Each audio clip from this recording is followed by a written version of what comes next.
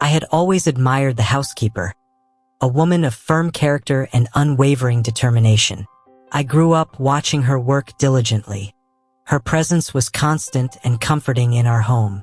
Since I was a child, she had been the maternal figure who provided the support and affection that my own parents, often preoccupied with their own affairs, could not offer me.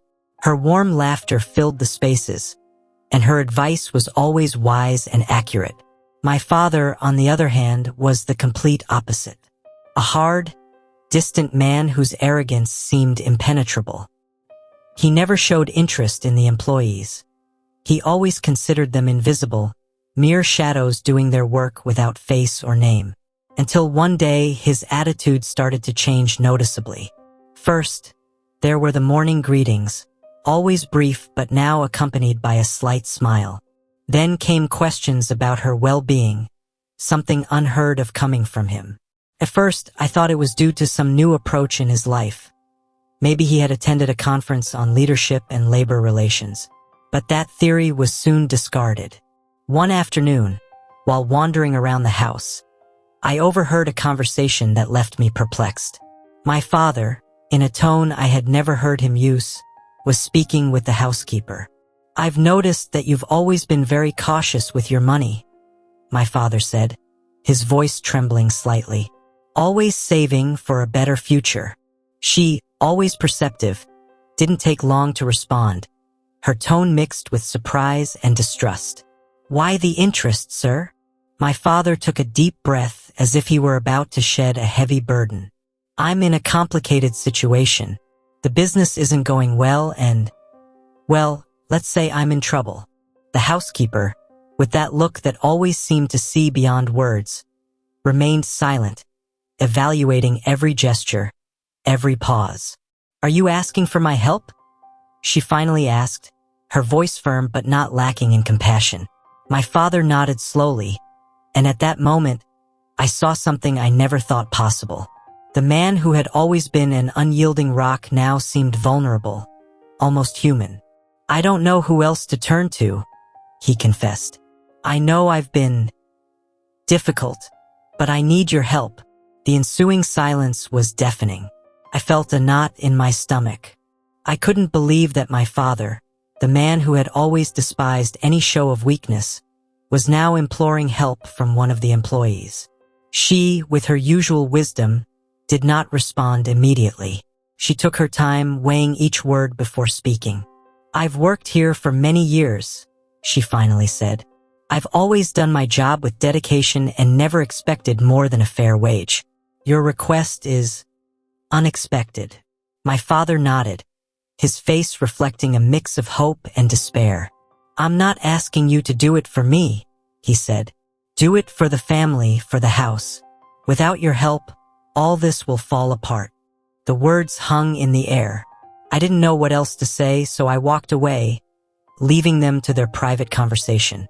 The following days were a whirlwind of emotions. The dynamics at home had changed, and I couldn't stop thinking about that scene, about my father's words and the housekeeper's reaction. Finally, one night, I mustered the courage to speak with her. I found her in the kitchen, busy as always. "I saw what happened with my father," I said bluntly. "What are you going to do?" She looked up, her eyes reflecting a serenity that surprised me. "Son, life puts us in difficult situations and makes us make tough decisions. Your father needs help, and although I never thought this day would come, I believe it's time to show that sometimes kindness can come from the most unexpected places." I stood in silence, absorbing her words. At that moment, I understood the true strength of this woman who had been more family to me than many others. "Thank you," I simply said, with a lump in my throat. She smiled and continued with her work while I walked away, aware that even though the world seemed to be shaking, there was still hope in the most humble and generous hearts. Initially, I wanted to believe that my father was changing for reasons beyond the simple passage of time. I thought that perhaps the years and life's difficulties had taught him to be more compassionate. His transformation in his treatment of the housekeeper made me dream of the possibility of a genuine reconciliation, a man who finally understood the value of kindness and gratitude. However, doubt always lingered. Something about his sudden change was disconcerting. His affectionate attitude seemed forced, as if he were following a script rather than acting out of true remorse. I decided to stay vigilant, looking for any sign that would reveal the truth behind his behavior. One afternoon, while strolling through the garden, I heard voices coming from the library. I approached cautiously, recognizing my father's voice. He was speaking in a low but clearly anxious tone. I pressed my ear to the door, hoping to understand the conversation better. "I swear I'll pay you back," my father was saying, almost pleading. "I found a poor soul who will give it to me. I just need a little more time." My heart sank. I couldn't believe what I was hearing. The other voice, cold and disdainful, responded harshly. "You'd better be quick. You know what happens when someone doesn't pay their debts.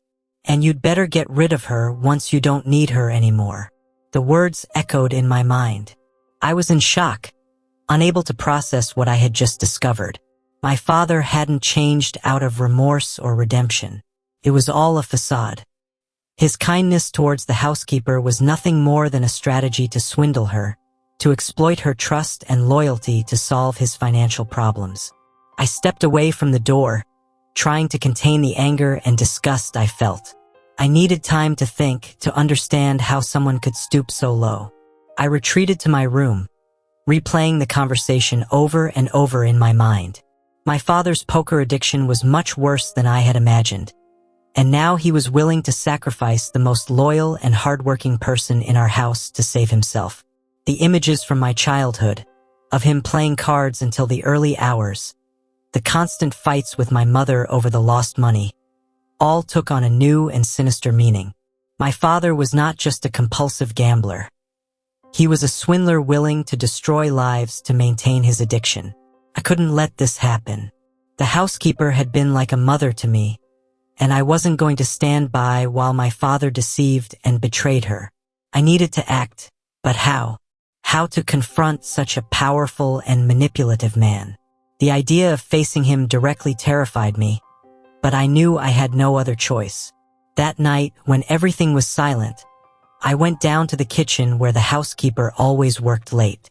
Her figure, always so diligent and serene, moved between pots and pans, unaware of the storm brewing over her. "I need to talk to you," I said, my voice breaking with emotion. She turned, her face reflecting surprise and concern. "What's wrong, son?" The words spilled from my mouth in an uncontrolled torrent. I told her everything I had heard, my father's true intentions, his plan to swindle her and then fire her without a second thought. The housekeeper's expression changed from disbelief to a sad acceptance, as if she had suspected something all along. "I always knew your father was a difficult man, but I never thought he would go this far," she said, her voice trembling. I felt a deep rage, not just for what my father was doing, but for how this woman had endured so much and still maintained her dignity. "I can't let him do this to you," I declared firmly. "We will face him together. You are not alone in this." She looked at me, her eyes filled with gratitude and sadness. "Thank you, son, but this is something I must handle carefully. We can't rush." The determination in her voice gave me strength. I knew we would find a solution, that we would fight against the injustice no matter how difficult it was. My father might be powerful, but he was not invincible. Truth and justice were on our side. We stayed in the kitchen, planning our next move. The upcoming battle would be tough, but together we had hope of emerging victorious. Not just for us, but for the integrity and respect the housekeeper deserved after so many years of dedication and loyalty. At that moment, the door burst open, and my father entered. His face lit up with a smile that now seemed repugnant to me. "Everything is ready for the loan," he announced enthusiastically. "I'm really grateful to you." Before he could say more, I confronted him with a fury I had never felt before. "I know what you're doing," I shouted. "I know your plan to swindle her and then fire her." The color drained from my father's face, leaving him as pale as a sheet of paper. His demeanor changed immediately, shifting from arrogance to disbelief. "What are you talking about?" He tried to maintain his composure, but his voice trembled. "Don't bother denying it," I insisted. "I heard you. I know all about your gambling debts and how you plan to use her to get out of the mess you're in." For a moment, his defiant attitude returned.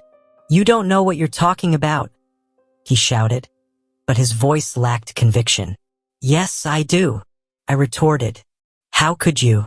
She has always been loyal to this house, and you betray her in the worst possible way." The silence was heavy. Finally, my father dropped his shoulders in defeat. Tears began to fill his eyes, and for the first time, I saw him as a broken man. "You're right," he admitted in a whisper. "I have a problem, a big problem. Gambling has taken me to dark places. I've done terrible things, and I don't know how to get out of this." The housekeeper, still sobbing, looked at him with a mix of pain and compassion. "I've always respected you despite everything," she said through her tears. "But this is unforgivable." My father fell to his knees as if the weight of his actions had suddenly crushed him.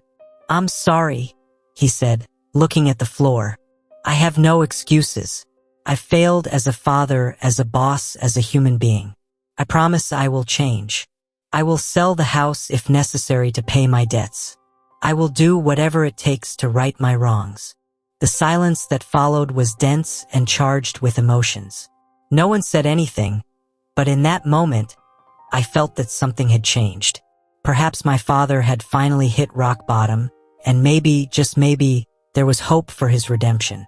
Reflecting on all this, I realized the fragility of the human condition and how people can get lost in their own demons.